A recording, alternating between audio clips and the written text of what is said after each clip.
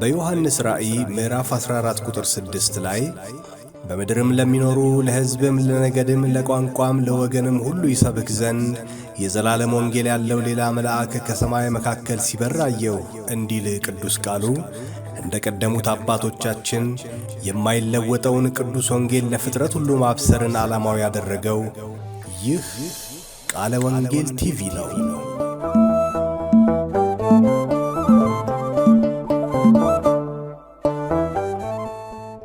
የአባቴ ብሩካን የጌታችን የመድኃኒታችን የኢየሱስ ክርስቶስ ጸጋና ሰላም ከናንተ ጋር ይሁን። እግዚአብሔር አምላክ ለዘላለም የተባረከ ይሁን። የሮሜ መጽሐፍን በማንበብ በማጥናት በማሰላሰል ላይ እንገኛለን። እግዚአብሔር የተመሰገነ ይሁን። እንግዲህ ዛሬ 12ኛውን ክፍል ይዘን እንመጣለን። እግዚአብሔር ይመስገን። ባለፈው ሳምንት ሁላችሁም እንደምታሳውሱት በሮሜ ምዕራፍ 7 ላይ የተመሰረተ አንድ ሐሳብ አካፍያችኋለሁ። እሱ ምንድነው? እግዚአብሔር አምላክ ከሕግ አርነት እንዳወጣን አሁን በክርስቶስ ኢየሱስ ነፃ ወጥተን ጌታን የምናገለግልበት አዲስ ሕይወትን እግዚአብሔር እንደሰጠን ተመልክተናል። ለሞት ከተሰጠ ከዚህ ሥጋ ማን ነው የሚያድነኝ የሚለው ይሄ ጩኸት የጸሐፊው የሐዋርያው ቅዱስ ጳውሎስ ጩኸት ብቻ አይደለም። በየትኛውም ዘመን የሚኖሩ ክርስቲያኖች በሕይወት ትግል ውስጥ ያልፋሉ። ነገር ግን ለእግዚአብሔር ምን ይሁን? ምስጋና ይሁን።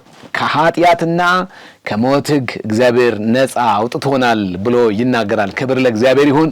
ስለዚህ በገላትያ መጽሐፍ ላይ የተጻፈውን ሕግ ሞግዚታችን ነበረ፣ አሁን ሊመጣ ያለው መጥቷል። ስለዚህ ከሞግዚት በታች አይደለንም። ክርስቶስ ኢየሱስ እኛን ይዋጅ ዘንድ ከሕግ በታች እንደተወለደ የእግዚአብሔርን ቃል አጽንተናል። ስለዚህ እኛ የማን ልጆች አይደለንም? የአጋር ልጆች አይደለንም። አሁን እኛ የማን ልጆች ነን? የጨዋይቱ የሳራ ልጆች ነን የሚለውን የእግዚአብሔርን ቃል ተነጋግረናል። እግዚአብሔር ይመስገን። ተስፋውን የተስፋውን ቃል ከሚወርሰው ከይስሐቅ ጋር አብረን ወራሾች ነን።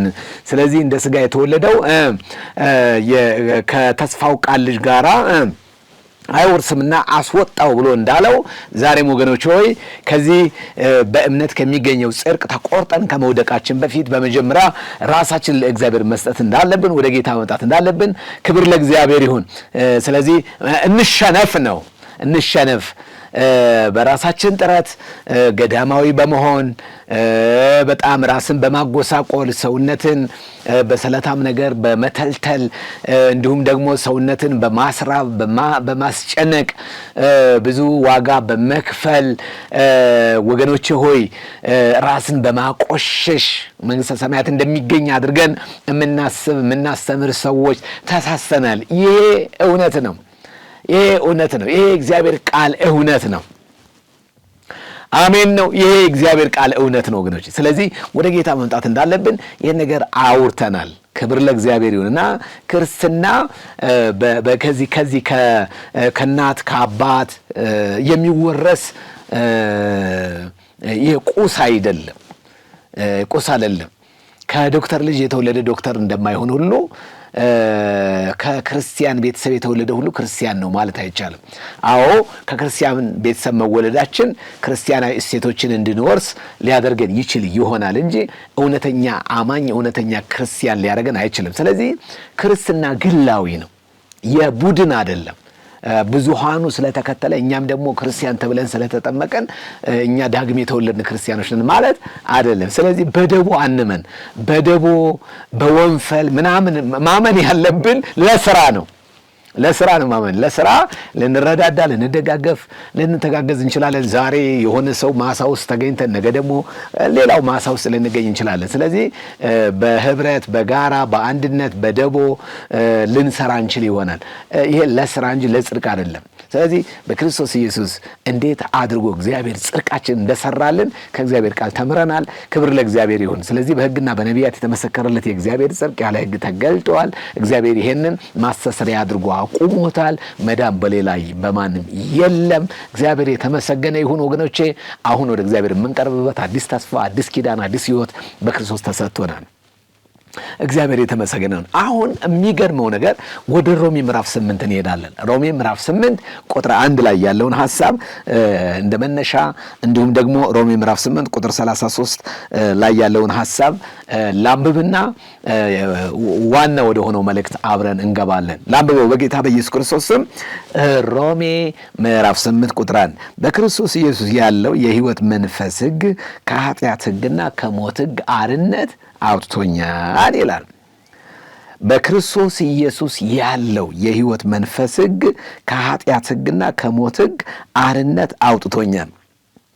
እንግዲህ በክርስቶስ ኢየሱስ ላሉት ኩነኔ የለባቸውም። እንግዲህ በክርስቶስ ኢየሱስ ላሉት ኩነኔ የለባቸውም። በክርስቶስ ኢየሱስ ያለው የሕይወት መንፈስ ሕግ ከኃጢአት ሕግና ከሞት ሕግ አርነት አውጥቶኛልና ቁጥር 33 ላይ እንደዚህ ይላል፣ እግዚአብሔር የመረጣቸውን ማን ይከሳቸዋል? የሚያጸድቅ እግዚአብሔር ነው። የሚኮንንስ ማን ነው? ማን የሚኮንነው? ቁጥር 34 የሞተው ይልቁንም ከሙታን የተነሳው በእግዚአብሔር ቀኝ ያለው ደግሞ ስለ እኛ የሚማልደው ክርስቶስ ኢየሱስ ነው ይላል። እንጸልይ እስኪ። መንፈስ ቅዱስ እንዲያስተምረን። የዘላለም አምላክ የሰራዊት ጌታ እግዚአብሔር ሆይ ስለዚህ የተወደደ ጊዜ እጅግ አድርገን እናመሰግንሃለን። የእስራኤል ቅዱስ እግዚአብሔር ሆይ ጸለይን። ጌታ ሆይ በእውነት ወደዚህ ነጻነት ወደዚህ አርነት መምጣት እንችል ዘንድ የእግዚአብሔር መንፈስ ሆይ ፈጽመ እንድትረዳን እኔ ጸልያለሁ። የዘላለም አምላክ የሰራዊት ጌታ እግዚአብሔር ዋናው የመልእክታችን ዋናው አዋጅ አንዱ ስለ ሁሉ ሞተ ነው። ቤዛነታችን፣ ጽድቃችን፣ ቅድስናችን የተደረገው ክርስቶስ ኢየሱስ ነው የሚል ነው። ጌታ ሆይ በእውነት የአገሬን ሕዝቦች በገጠር በከተማ የሚኖረውን እግዚአብሔር ሆይ ሕዝቤን ዓይኑን ትከፍት ዘንድ የብርሃናት አባት የሰራዊት ጌታ እግዚአብሔር ሆይ ይህ የወንጌል አዋጅ ጽድቃችን ክርስቶስ ነው፣ ድነታችን ጌታ ነው የሚለውን የዘላለምን አዋጅ እግዚአብሔር ሆይ ሁሉም ሰው ይሰማው ዘንድ የሁሉም ዓይኖች ይከፈቱ ዘንድ እግዚአብሔር አምላክ በጌታ በኢየሱስ ክርስቶስ ስምና ሥልጣን ጸልያለሁ። ስለ ሰማኸኝ አመሰግናለሁ። ይህን ዕድል ስለ ሰጠን ተባረክ። ዛሬ ደግሞ አስተምረን። በኢየሱስ ክርስቶስ ጌታችን ስም ጸለይን፣ አሜን። እግዚአብሔር አምላክ ለዘላለም የተባረከና የተመሰገነ ይሁን። እንግዲህ ይላል እንግዲህ የሚለው ሐረግ ከሮሜ ምዕራፍ 7 ጋር ያገናኘናል። አዎ ትላንትና የሚጮህ በሰቆቃ ውስጥ ያለን ሰው አሳይቶናል። የሚወደውን ሳይሆን የማይወደውን የሚያደርግ ለሥጋ የተሸጠን አንድን ባሪያ ሰው፣ ነፃ ፈቃድ የሌለውን ሰው፣ በእግዚአብሔር ቁጣና በእግዚአብሔር ፍርድ ስር የወደቀን አንድን ሰው፣ በአየር ላይ ስልጣን ላለው አለቃ ተገዢ የሆነን ሰው፣ በኃጢአቱና በበደሉ ምክንያት ሞት የሆነውን ሰው፣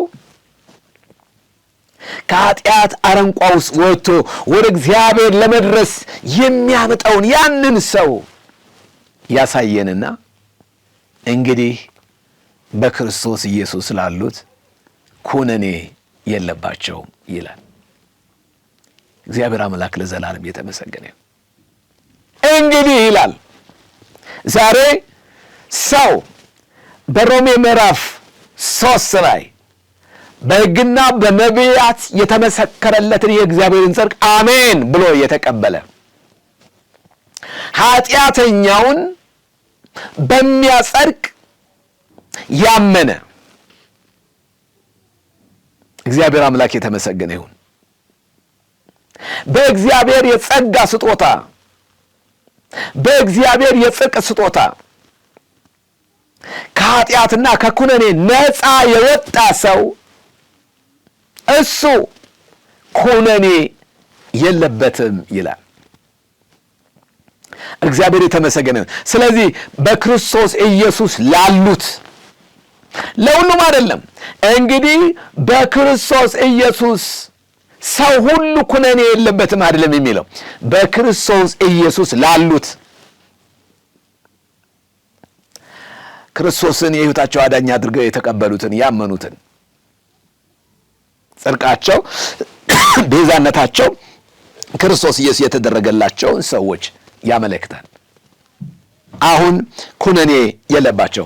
ዛሬ ልናወራ ወይም ደግሞ እንድንነጋገር የፈለኩት በሕይወት መንፈስ ሕግ ስር መኖር ምን ማለት እንደሆነና ይህ መለኮታዊ ሕግ አማኞችን ከኃጢአትና ከሞት ሕግ ነፃ አውጥቶ ወደ ድል አድራጊነት እና በመንፈስ ቅዱስ ወደሚመራ ሕይወት እንዴት እንደሚያሸጋግራቸው ማሳየት ነው።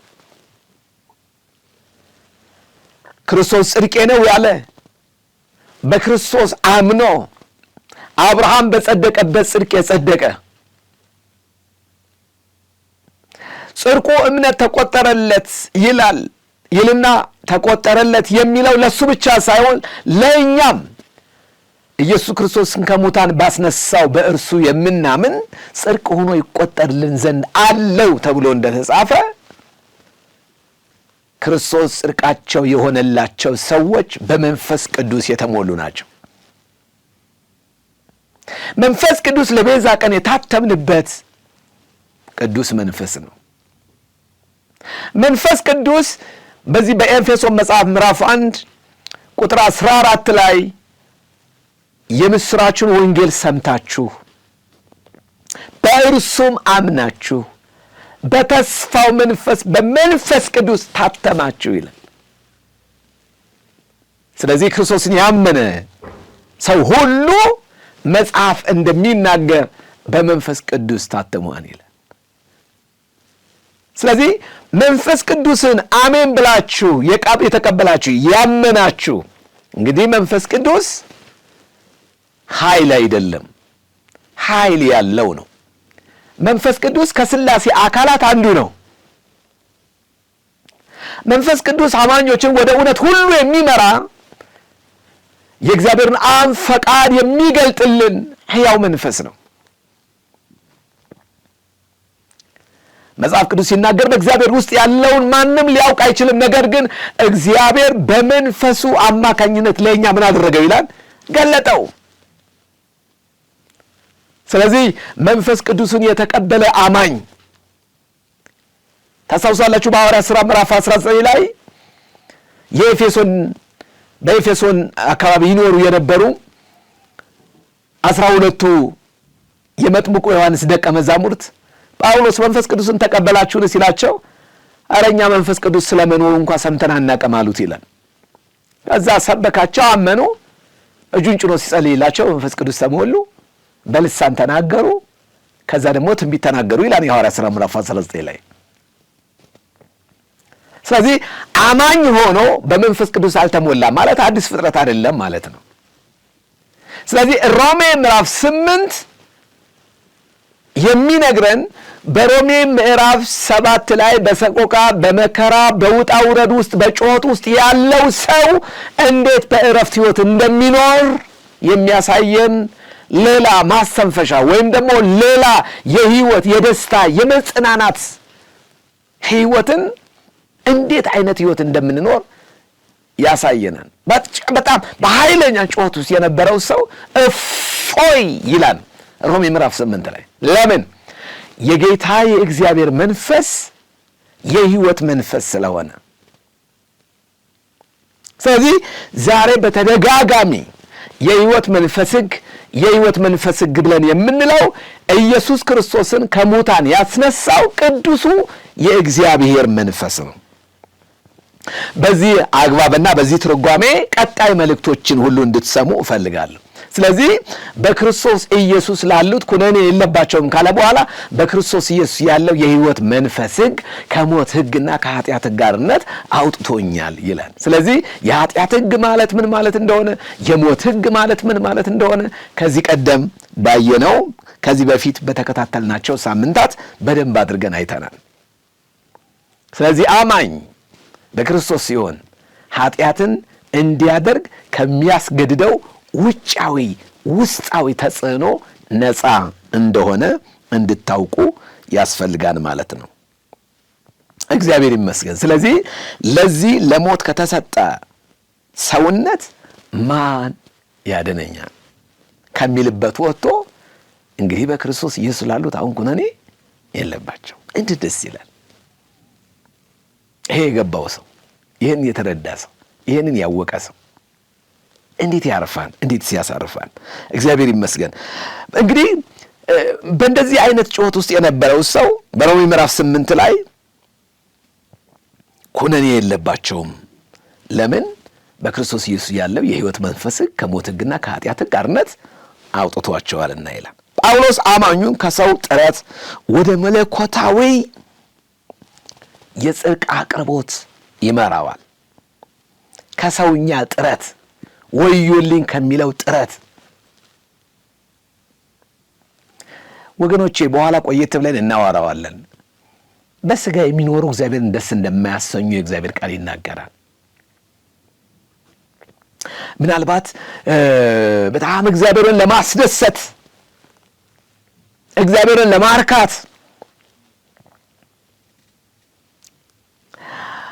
የምወደው ልጅ እርሱ ነውና እርሱን ስሙት፣ የምወደው ልጅ ካለ በኋላ በእርሱ ደስ የሚለኝ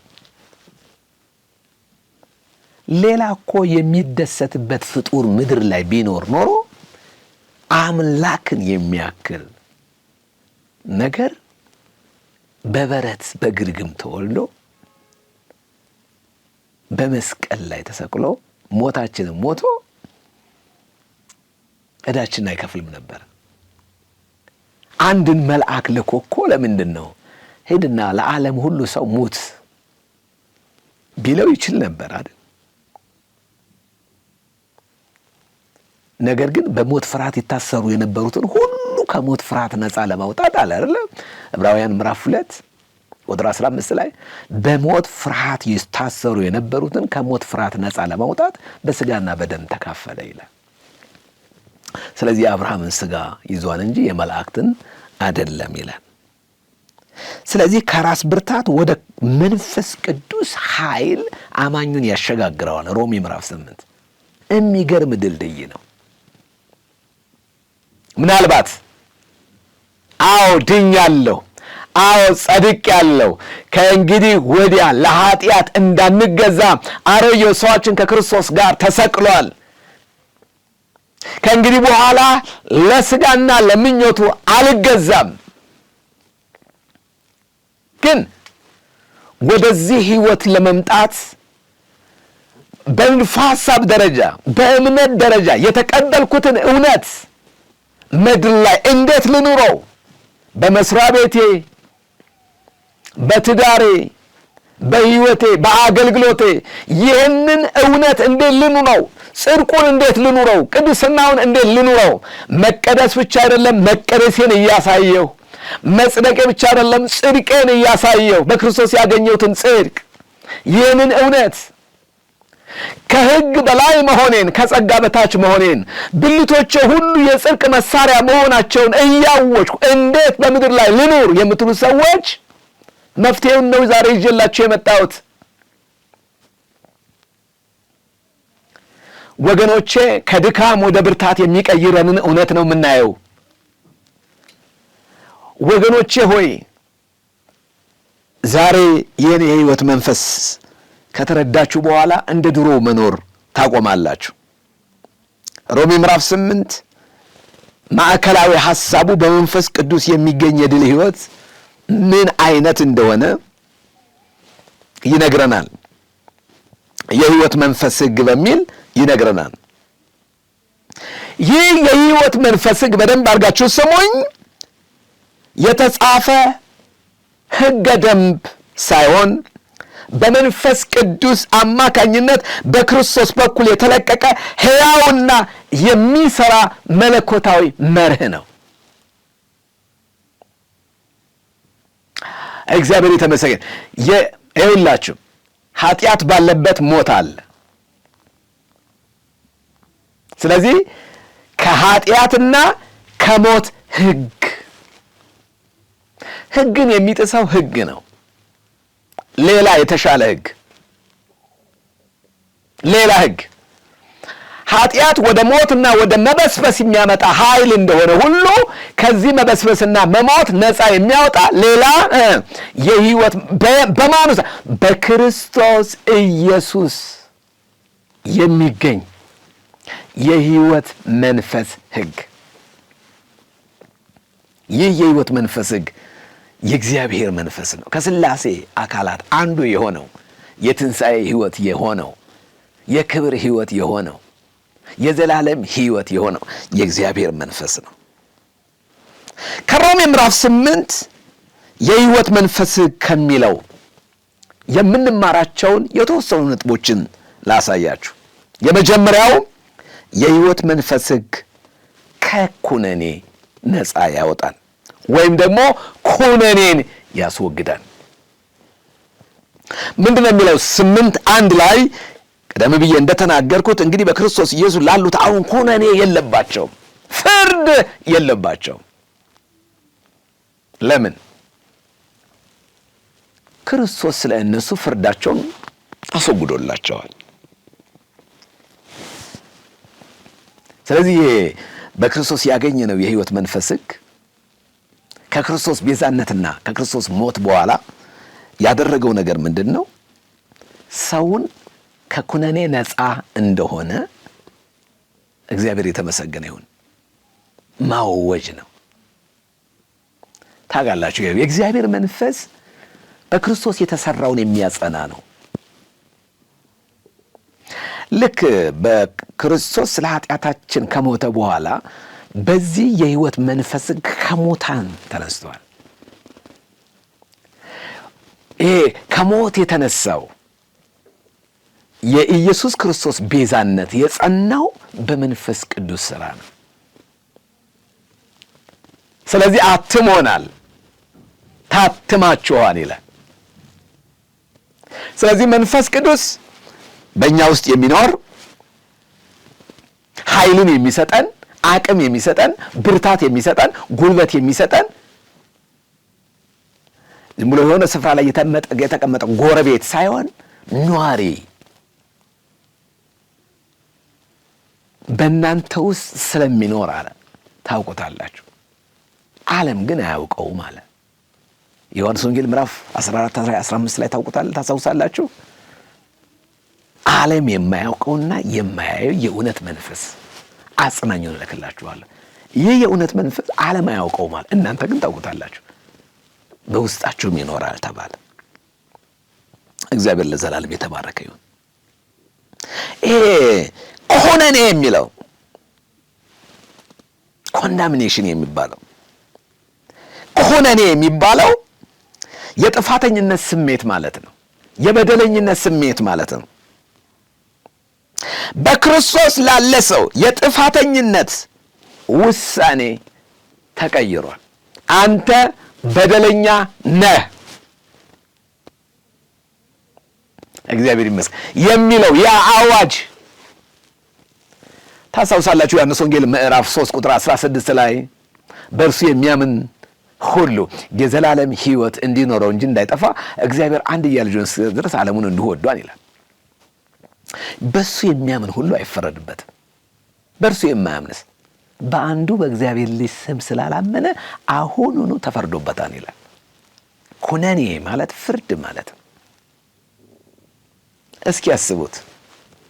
ማንም ሊቀርበው በማይችል ብርሃን ውስጥ በሚኖረው የተሰወረውን በሚገልጠው ለእያንዳንዱ እንደ ሥራው በሚሰጠው በዚህ ቅዱስ እግዚአብሔር ፊት ደካማ ማንነት ይዛችሁ በፊቱ ስትቀርቡ ቤዛ ባይኖራችሁ፣ አዳኝ ባይኖራችሁ፣ ስለ እናንተ መካከለኛ ሆኖ የሚያስታርቅ አንድ ጊዜ ለሁል ጊዜ በከፈለው ዋጋ ነፃ የሚያወጣ አዳኝ በእግዚአብሔር አብ ቀኝ የተቀመጠ የእናንተን ሥጋ የለበሰ ፍጹም ሰው የሆነ ባይኖር ምን ነበረ የሚውጠን? ምን ነበረ አቅማችን? እንደው በዚህ ምድር ላይ ስንኖር ለድሆች ስንሰጥ ሪከርድ የተደረገ በየገዳማቱ እየተንከራተትን ስንሳለም ስንስም በጠበበው ድንጋይ ውስጥ ለመግባት በጠበበው ድንጋይ ውስጥ የገባ ሰው በጣም ኃጢአት የለበትም።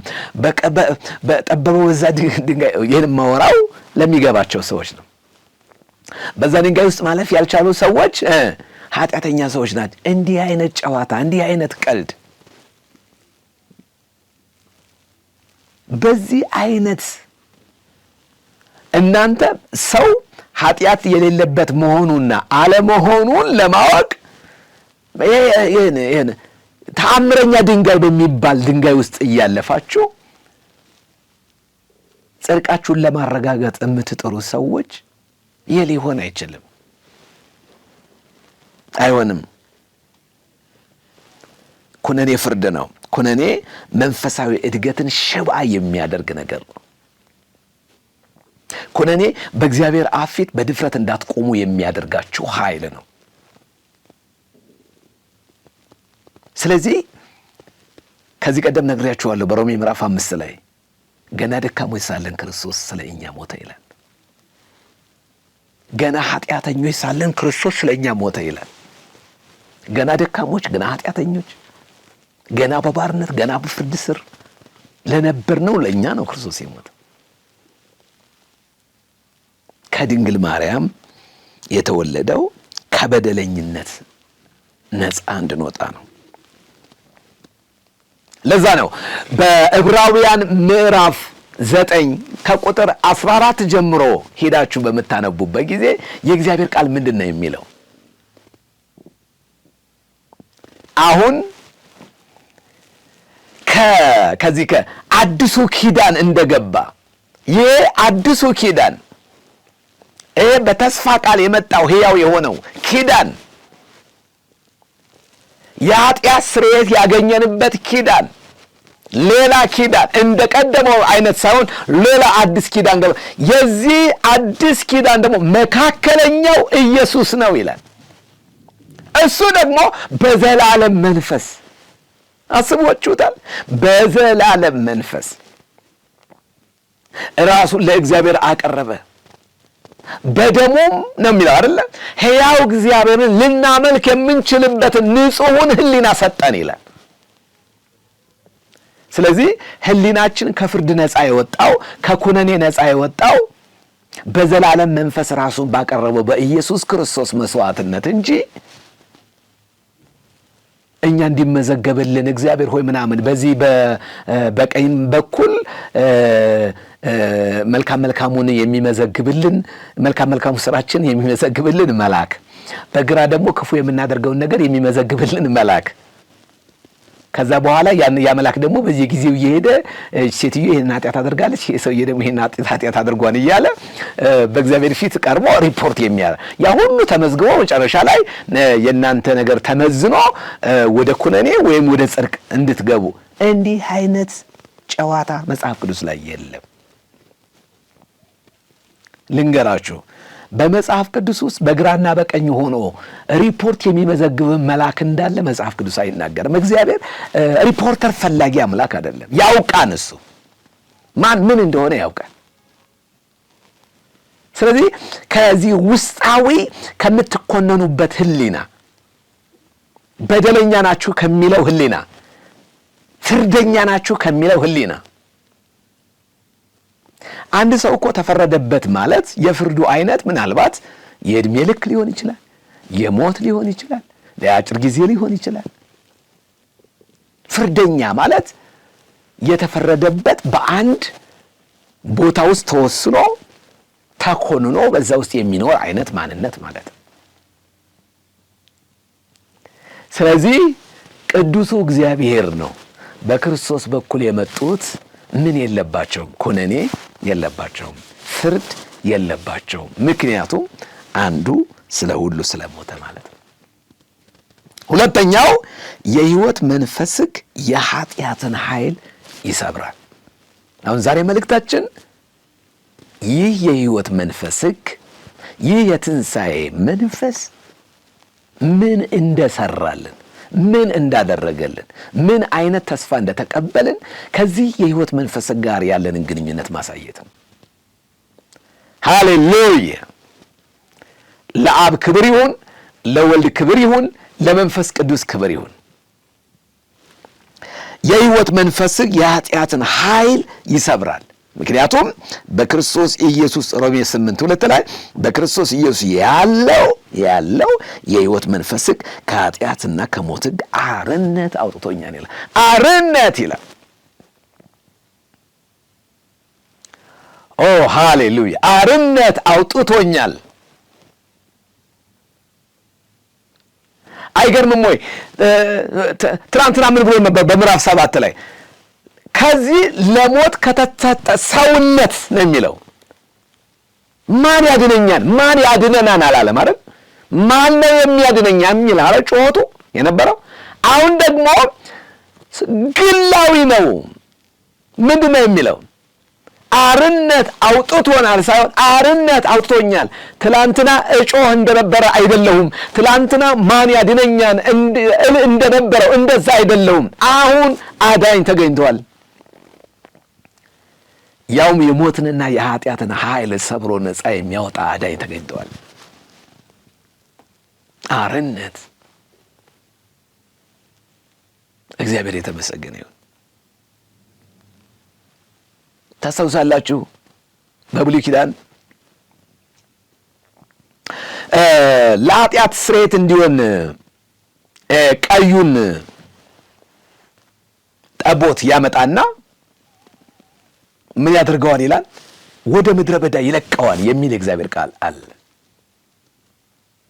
ዋነሷን ምንድን ነው የሚያደርገው? ወደ ምድረ በዳ ልቀቃት የሚል አለ።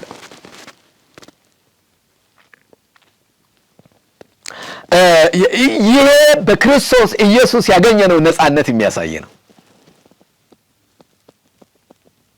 የሚገርም ነው። ኃጢአተኛው ያንን እንስሳ ይዞ ይመጣና ከዛ በኋላ ቀዩን ጊደር ያያል፣ ወይም ደግሞ ዋነሱም ሊሆን ይችላል፣ እርግብ ሊሆን ይችላል። ይዞ ይመጣና ሊቀ ካህኑ ምን ይለዋል? ልቀቀው ይለዋል። ስለዚህ ራቅ ወዳለ ቦታ ይወስደውና ይለቀዋል። ይሄ በቀደመው ኪዳን ያው ሕጉ ሊመጣ ላለው ሞግዚታችን ወይም አባታችን ለክርስቶስ ኢየሱስ የሚያዘጋጀን ሞግዚት ነበረ ይላል። ስለዚህ ዛሬ ይኸውላችሁ ከኩነኔ ነፃ ወጥታችኋል፣ አርነት ወጥታችኋል ብሎ የእግዚአብሔር ቃል ይናገራል። ለዛ ነው በክርስቶስ ኢየሱስ ላሉት ኩነኔ የለባቸውም የሚለው። እግዚአብሔር አምላክ ለዘላለም የተመሰገነ ይሁን። እና እዚህ ክፍል ላይ ሁለት አይነት እርስ በርሳቸው የሚጻረሩ ሕጎችን ያሳየናል። የኃጢአትና የሞት ሕግ ይሄ የወደቀውን ተፈጥሮ የበላይነት፣ የወደቀው ተፈጥሮ በወደቀው ማንነታችን ላይ ከእግዚአብሔር ተቆርጦ በነበረው በዛ ማንነታችን ላይ የነበረውን ኃይል ያሳያል። ሁለተኛ የሕይወት መንፈስ ሕግ ደግሞ የመንፈስ ቅዱስን የበላይነት ያሳያል። እግዚአብሔር ይመስገን፣ እግዚአብሔር ይመስገን። ስለዚህ በኃጢአት ሕግ ፋንታ የጽድቅ ሕግ፣ በሞት ሕግ ፋንታ የሕይወት መንፈስ ሕግ እግዚአብሔር አድርጎልናል። ስለዚህ የላቀ ሕግ ሁል ጊዜ ከበታችኛው ሕግ በላይ ይሰራል። እግዚአብሔር አምላክ ለዘላለም የተባረከ ይሁን። ስለዚህ ይሄ የሕይወት መንፈስ ሕግ በጽድቅ እንድንኖር በድል እንድንኖር የሚያስችለን ጉልበታችን ነው። ጸጋው ያስችላል። ክርስቶስ ብቃታችን ነው። ክርስቶስ ጉልበታችን ነው። ስለዚህ እኔ አንድ ነገር ልነግራችሁ ነው የምፈልገው። አሁን ክርስቶስን እየመሰልን ልንኖር የምንችልበት አቅም ተሰጥቶናል። አሁን በጽድቅና በቅድስና የምንኖርበትን ሕይወት ተቀብለናል። በነጻነት ልንኖር ክርስቶስ ኢየሱስ ነጻ ወጣን። እንግዲህ ደግማችሁ በባርነት ቀንበር እንዳትያዙ ጸንታችሁ ቁሙ ይላል። አርነት እንደወጣ ሰው እንዘምራለን። አርነት እንደወጣ ሰው እናገለግላለን።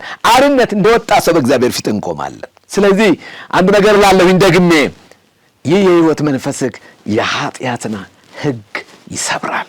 የኃጢአትን ጉልበት ይሰብራል። ስለዚህ ለሞት ከተሰጠ ሰውነት ማን ያድነኛል ብለን የምንጮህበት ኪዳን ውስጥ አይደለም ያለ ነው። የምንኮነንበት ኪዳን ውስጥ አይደለም ያለ ነው። የቀደመው ኪዳን የኩነኔ አገልግሎት ነው፣ የሞት አገልግሎት ነው፣ የፍርድ አገልግሎት ነው። አሁን ግን ያንን መልክን መስል ዘንድ እያብለጨለጭን ከክብር ወደ ክብር የምንሄድበት ሌላ መንፈስ፣ ሌላ ኪዳን፣ ሌላ ሕይወት፣ ሌላ ጸጋ ውስጥ ነው ያለ ነው። ሌላ ዓለም ውስጥ ነው ያለ ነው። አዲስ በሚባለው ኪዳን ውስጥ ነው ያለ ነው። ለመድኃኒታችን እግዚአብሔር ክብር ይሁንለት። የክርስቲያን ድል የሚገኘው ኃጢአትን በኃይል በመቃወም ብቻ ሳይሆን ራስን ለመንፈስ ቅዱስ አሳልፎ በመስጠት ነው። ስለዚህ ምናልባት አሁን ዛሬ የምትነግረኝ ከሞትና ከኃጢአት ጋርነት ያወጣን የሕይወት መንፈስ ሕግ በሕይወቴ እንድሠራ ምን ላድርግ የሚል ሰው ቢኖር አንድ ነገር ብቻ ነው። ለመንፈስ ቅዱስ ለትንሣኤው መንፈስ ራሳችሁን አሳልፋችሁ መስጠት ብቻ ነው። ብዙ ጥረት፣ ብዙ ግረት፣ ብዙ መውጣት፣ ብዙ መውረድ አያስፈልግም። ንስሐ እንግባ፣ በክርስቶስ እንመን፣ ራሳችን ለመንፈስ ቅዱስ እንስጥ። መንፈስ ቅዱስ በሕይወታችን የተለወጠ ሕይወት እንድንኖር ያደርገናል። በድል እንድንኖር ያደርገናል። ለእግዚአብሔር ክብር ይሁን። ሦስተኛው የዚህ ሕግ መሠረት የክርስቶስ መሥዋዕትነት ነው። ደግሜ እላለሁ፣ ይሄ ሕግ የሚሠራው በክርስቶስ መሥዋዕትነት ላይ ብቻ ነው። ምን ነው የሚለው? ሮሜ ምዕራፍ 8 ቁጥር 3-4 ከሥጋ የተነሳ ስለደከመ ለኃጢአት ያልተቻለውን ለሕግ ያልተቻለውን እግዚአብሔር የገዛ ልጁን በኃጢአተኛ ሥጋ ምሳሌ በኃጢአት ምክንያት ልኮ አድርጓልና። ከሥጋ የተነሳ ስለደከመ ምኑ ነው የደከመው? ሕጉ። መልካም ማለት ምን ማለት ነው? አቅም ማጣት ማለት ነው። ኦ ማይ ጋድ፣ አቅም ማጣት ማለት ነው። ሥጋ አቅመ ቢስ ነው። በሆነ ቀንበር ስር ያለ ነው። ሕግ መጣና ያንን በባርነት ያለን ሰው ለመደገፍ ሲሞክር ሕጉ አቅም አጣ። የሙሴ ሕግ ማለት ነው። በግ ቢሰዋ፣ ፍየል ቢሰዋ፣ በሬ ቢሰዋ፣ ዋኖስ ቢሰዋ፣ ሌላም ነገሮች፣ ስርዓቶች፣ ወጎች፣ የመንጻት፣ የመታጠብ፣ አትንካ፣ አትቅመስ ምናምን የሚል እነዚህ ሁሉ ተደማምረው የወደቀውን አንድ ምስኪን ሰው ካለበት ነገር ማውጣት አልቻሉ። ከሥጋ የተነሳ የደከመውን ይላል። ስለደከመ ለሕግ ያልተቻለውን ሕግ አልቻለም። ምን አልቻለም? ከሞት ሕግና ከኃጢአት ጋርነት ማውጣት። እንዳውም ጳውሎስ ሲናገር ምንድን ነው የሚለው? ሕግ ከመሰጠቱ በፊት እኔ ሕያው ነበርኩ፣ ኃጢአትም ሙት ነበረ። ሕግ ሲመጣ ግን እኔ ሞትኩ፣ ኃጢአትም ሕያው ሆነ። አትመኝ ባላለኝ ባልተመኘው ነበር። ስለዚህ ኃጢአት ሕጉን ምክንያት አድርጎ ምን አድርጎኛል ይላል? ገድሎኛል ይላል። ገድሎኛል ይላል። ስለዚህ ተፈጥሯችን ደካማ ነው። ወደ እግዚአብሔር መቅረብ አልቻልንም። ሰው ሁሉ በአጠቃላይ ሁሉም ኃጢአትን ሰርተዋል፣ የእግዚአብሔርን ክብር ጎድሏቸዋል ተብሎ እንደተጻፈ ሁሉም ኃጢአተኛ ሆነዋል። ስለዚህ ከሥጋ የተነሳ ስለደከመ ለሕግ ያልተቻለውን እግዚአብሔር አንድ ነገር አደረገ። እግዚአብሔር የገዛ ልጁን በኃጢአተኛ ሥጋ ምሳሌ ነው፣ ኃጢአተኛ አይደለም። ለሕግ ያልተቻለውን በኃጢአተኛ ሥጋ ምሳሌ በኃጢአት ምክንያት ልኮት አርነት አውጥቶናል ይላል። ስለዚህ በሕግ ለመጽደቅ የምትፈልጉ ሰዎች ከተሸከማችሁ ደካማ ማንነት የተነሳ እናንተ ሊረዳችሁ አልቻለም። ሕጉ ሊረዳችሁም አይችልም። ሕግ ሞግዚት ነው። ይሰራ የነበረው ደግሜ ደጋግሜ የማወራው እንድትሰሙ ይፈልጌ ነው። በደንብ አድርጋችሁ እንድትረዱ ስለፈለኩ ነው። ቅዱሱ የእግዚአብሔር መንፈስ ሊረዳችሁ ይፈልጋል። ቅዱሱ የእግዚአብሔር መንፈስ ከጩኸት ውስጥ ሊያወጣችሁ ይፈልጋል። ወገኖቼ ሆይ አንድ ጊዜ አንድ ቤተ ክርስቲያን ውስጥ በጣም አንድ የሚገርም ነገር አየሁኝ። ያየሁት ነገር ምንድን ነው? አንዲት እናት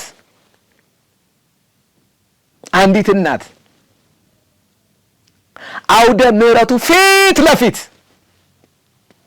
አንድ ትልቅ ድንጋይ ተሸክመው በጉርበታቸው ተንበርክከው አንገታቸውን እንደዚህ ደፍተው ትልቅ ድንጋይ ተሸክመው አንድ ጸሎት ይጸልያሉ። ማረኝ እግዚአብሔር ሆይ ማረኝ። ትልቅ ድንጋይ ለአጭር ጊዜ እንዳይመስላችሁ፣ ለረጅም ጊዜ ምን እንደሰሩ በምን እንደተኮነኑ አላውቅም፣ ግን እንደዚህ ይላሉ ማረኝ። ምን ተሸክመው? ድንጋይ ተሸክመው። አረ ወገኖቼ ይሄ ቅን የሆነ እግዚአብሔርን የሚፈልግ ጽድቅን የሚፈልግ ልብ፣ አረ መንገዱ ይሄ ነው። ክርስቶስ እኮ ድንጋይ አይደለም እንጨት ነው እኮ የተሸከመልሽ እናቴ፣ ወንድሜ ሆይ። ለምንድነው የመስቀሉን ሥራ የምናደበዝዘው? ለምንድነው የመስቀሉን ሥራ የምናዋርደው?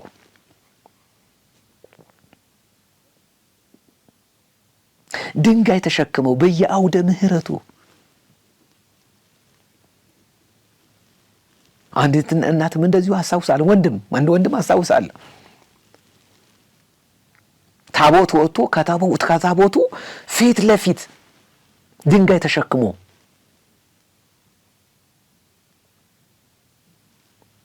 ምንድነው የሆነልህ ሲባል ድንጋይ ተሸክሞ የዛሬ ዓመት ጸሎቴን ከመለስክልኝ ድንጋይ ተሸክሜ ቤተ መቅደስህን እዞራለሁ ብዬ ተስዬ ነበር። ይሄ ሁሉ መስዋዕትነት ለምን ይሆን ያስፈለገው? ይሄ ሁሉ መስዋዕትነት፣ ይሄ ሁሉ መከራ ለምንድን ነው ያስፈለገው? ወንድሜ ሆይ ሮሜ ምዕራፍ 8 ቁጥር 14 ላይ ሄደህ አንብበው። አባ ብለን የምንጮህበትን የልጁን መንፈስ በልባችን ውስጥ ላከ። አባ አምላኬ እኮ ብቻ አይደለም፣ አባ ብለን የምንጮህበት የልጅነት መንፈስ ተሰጥቶናል። ልጅ ነን እኛ። ጸሎታችንን ለመስማት እግዚአብሔር መንገዱን ከፍቷል። አዲስ መንገድ መርቆ ከፍቶልናል። ዕብራውያን ምዕራፍ 10:19 ላይ ጸሎታችንን ለመስማት አንድ ነገር ነው እግዚአብሔር የሚፈልገው፣ ልጁን በልጆቹ ውስጥ ማየት። ለዛ ነው የእግዚአብሔር ቃል በዮሐንስ ወንጌል ምዕራፍ 15 ላይ በእኔ ኑሩ እኔም በእናንተ በፍቅሬ ኑሩ፣ ከዛ የምትወዱትን ሁሉ ለምኑ እኔ ያደርግላችኋለሁ ይላል። ወገኖች ስለዚህ እንጨት መሸከም አያስፈልገንም። በቃ አባት አንተ ልጅህ የሆነ ነገር ለመጠየቅ እግዚአብሔር ሆይ ይቅር በለኝ ለማለት እንጨት ድንጋይ እንደምንሸከመው ነው ያህል እኛ ለልጆቻችን እንደዛ እንጨክናለን ወይ? እንደዚህ እንሌለን። እኔ የምኖረው ለልጆቼ ነው እንሌለን። ምን ነው እኛ ለልጆቻችን የዚህን ያህል ሩሩሆች ሆነን ወደ እግዚአብሔር ፊታችንን ስናዞር እግዚአብሔር በጣም ጨካኝ እንደሆነ አድርገን የምናስበው ለምንድን ነው? እኛ እንኳ በሉቃስ ወንጌል ምዕራፍ 11 ላይ እንደተጻፈ እናንተ ክፉዎች ሆናችሁ እያለ ለልጆቻችሁ ዳቦ ሲለምኗችሁ ድንጋይ እንደማትሰጡት ሁሉ አሳ ሲለምኗችሁ ጊንጥና እባብ እንደማትሰጡት ሁሉ እናንተ ክፉዎች ሆናችሁ እያለ የሰማይ አባታችሁማ እንዴት መንፈሱን አይሰጣችሁ ይላል። እግዚአብሔርን ጨካኝ የሚያደርግ መንፈስ የተረገመ መንፈስ ነው። እግዚአብሔር ፍቅር ነው። ደግሞ እኮ አባ ብለን የምንጮህበትን የልጅነት መንፈስ ሰጥቶናል። ቀና በይ የኔ እህት፣ የደም ላብ እያላበው ሞታችንን ሞቶልናል። ስለዚህ የሙሴ ሕግ ኃጢአትን ሊያሳይ እንጂ የምናሸንፍበት ጉልበት የሚሰጠን መርህ አልነበረም። ይህንን ከእግዚአብሔር ቃል አንጻር አብረን ተመልክተናል። ስለዚህ ሕጉ ደካማ ነው። እኔ ደካማ፣ ሕጉ ደካማ።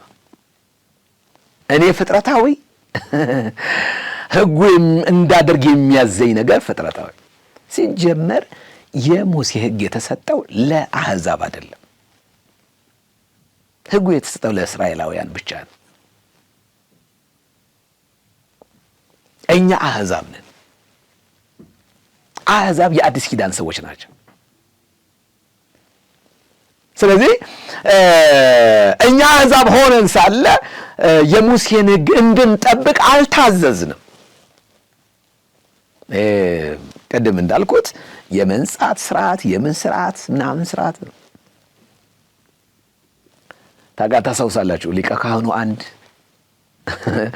ካህኑ አንድ ካህናት የሚሆኑት ሌዋውያን ብቻ፣ መቅደሱ አንድ።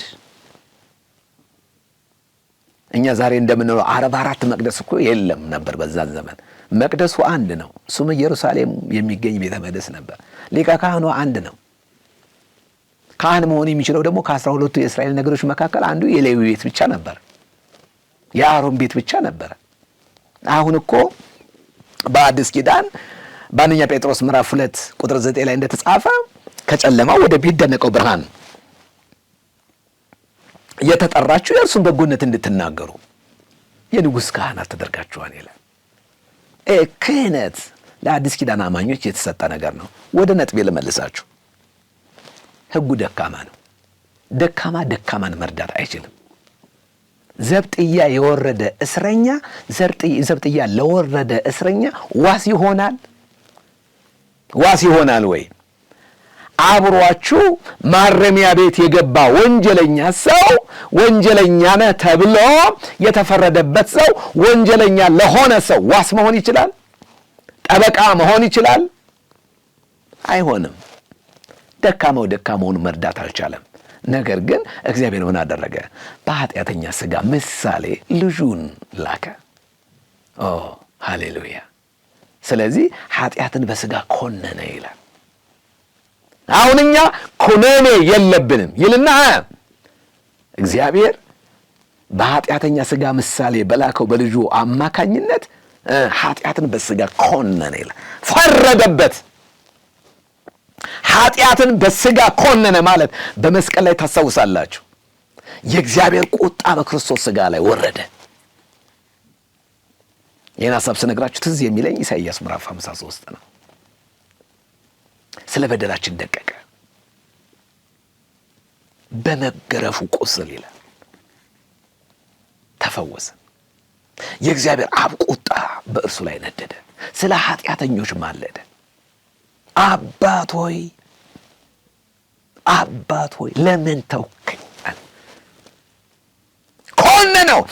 እየቀጣ የነበረው ልጁን ሳይሆን በልጁ ላይ የነበረን ኮነኔ ነው የቀጣው። በኃጢአተኛ ሥጋ ምሳሌ ልኮ ኃጢአት የማያውቀው ልጁን ስለ እኛ ኃጢአት እንዲሆን አድርጎ ኃጢአትን ቀጣ። የእግዚአብሔር አብ ፍርድ የበረደው፣ የእግዚአብሔር አብ ቁጣ የረካው ኃጢአትን በጻድቁ በኢየሱስ ክርስቶስ ሥጋ አማካኝነት የቀጣ ዕለት ነው። አስባችሁታል? ክርስቶስ የተቀጣበትን ቅጣት እያንዳንዱ ሰው ቢቀጣ ኖሮ አንችለውም። ምን ያህል ቅጣቱ ከባድ እንደሆነ ከማሰብ ከፈለጋችሁ የወንጌላቱን መጨረሻ አንብቧቸው። እያንዳንዱ የዮሐንስ ወንጌል ምዕራፍ 19ን፣ የሉቃስ ወንጌል ምዕራፍ 20ን፣ 21፣ 22፣ 23ን አንብቡት። የማቴዎስ ወንጌል ምዕራፍ 27፣ 28ን አንብቡት። የማርቆስ ወንጌል ምዕራፍ 15 እና 16ን አንብቡት። እግዚአብሔር በኃጢአተኛ ሥጋ ምሳሌ የላከውን ልጁን እንዴት አድርጎ ኃጢአትን እንደኮነነ፣ ልጁን አይደለም የኮነነው፣ ኃጢአትን ኮነነ። ስለዚህ እኛ ከፍርድ ነፃ ወጥተን በእኛ ላይ ጉልበት የነበረው ኃጢአት ኃይል ተኮነነ፣ ተፈረደበት። እግዚአብሔር ለዘላለም የተመሰገነ ነው። ክብር ለስሙ ይሁን። አሁን መንፈስ ቅዱስ አማኞችን የእግዚአብሔርን የጽድቅ ፍላጎት እንዲፈጽሙና እንዲያረኩ ኃይል ሰጥቷቸዋል። ደስ ይበላችሁ። ክርስቶስ በመስቀል ላይ የፈጸመው ድል መንፈስ ቅዱስ በሕይወታችን ተግባራዊ ያደርገዋል። የእግዚአብሔር መንፈስ የክርስቶስ ድል የኛ ድል እንዲሆን፣ የክርስቶስ አሸናፊነት የኛ አሸናፊነት እንዲሆን፣ የክርስቶስ ሙላት የኛ ሙላት እንዲሆን፣ የክርስቶስ ጽድቅ ጽድቃችን እንዲሆን፣ የክርስቶስ ክብር ክብራችን እንዲሆን፣ የክርስቶስ ሕይወት ሕይወታችን እንዲሆን መንፈስ ቅዱስ በአማኞች ሕይወት ውስጥ ይህንን ነገር ተግባራዊ ያደርገዋል። ስሙ ክብር ይሁን። እግዚአብሔር አምላክ የተመሰገነ ይሁን። የሕይወት መንፈስ አእምሮን ያድሳል። አሁን መንፈስ ቅዱስ ከሮሜ ምዕራፍ 7 አውጥቶን በአዲስ ሕይወት እንድንመላለስ እድልም ጉልበትም ሰጥቶን መንፈስ ቅዱስ በሕይወታችን የሚሰራውን እውነት ነው እያየን ያለ ነው። አዎ የሕይወት መንፈስ የኃጢአትን ኃይል ይሰብራል ብያችሁ ነበር። አሁን ደግሞ የአማኙን አእምሮ ያድሳል። እዚህ ሮሜ ምዕራፍ 8 ቁጥር 5 ላይ እንደ ሥጋ ፈቃድ የሚኖሩ የሥጋን ነገር ያስባሉ፣ እንደ መንፈስ ፈቃድ የሚኖሩ ግን የመንፈስን ነገር ያስባሉ። ስለዚህ እንደ ሥጋ ፈቃድ የሚኖሩ ምን ማለት ነው? እንደዚህኛው ሥጋችን እንደለበስ ነው እንደዚህ ድንኳናችን ማለት ነው አይደለም። እንደ ሥጋ ፈቃድ የሚለው ሥጋ የሚለው የወደቀውን አሮጌውን ማንነት ነው። ጳውሎስ በገላትያ 5 ላይ ሥጋን ከክፉ መሻቱና ከምኞቱ ጋር ሰቀሉት የተባለው አሮጌው ሰው ነው። እንደ አሮጌው ሰው ምኞት፣ እንደ አሮጌው ሰው ፍላጎት፣ እንደ አሮጌው ሰው ረሃብና ጥማት የሚኖሩ ሰዎች የሥጋን ነገር ያስባሉ። ስለዚህ እንደ ሥጋ ፈቃድ የሚያስቡ ሰዎች ማለት ስለዚህኛው ሥጋችን ማሰብ የለብንም፣ ስለዚህኛው ሥጋችን ስለምንበላው፣ ስለምንጠጣው፣ ስለ ኑሯችን፣ ስለ ቤታችን፣ ስለ ልጆቻችን ማሰብ የለብንም ማለት አይደለም። በአጠቃላይ እያወራ ያለው ስለዚህኛው ውጫዊ ማንነታችን አይደለም፣ ስለዚህኛው ተጨባጭ ቁሳዊ ስለሆነው ማንነታችን። አሁን ይሄ ጳውሎስም በአንደኛ ቆሮንቶስ ምዕራፍ 6 ላይ እንደሚናገረው ይሄ ሥጋችን የእግዚአብሔር ቤተ መቅደስ ሆኗል። በዋጋ እንደተገዛችሁ አታውቁምን? በሥጋችሁ እግዚአብሔርን አክብሩ ተብሎ ተጽፏል። ስለዚህ ይሄኛው ሥጋችን አሁን ተዋጅቷል። መጽሐፍ ቅዱስ ግን ስለ ሥጋ ማሰብ ብሎ የሚናገረው ስለ ወደቀው ሰው ነው።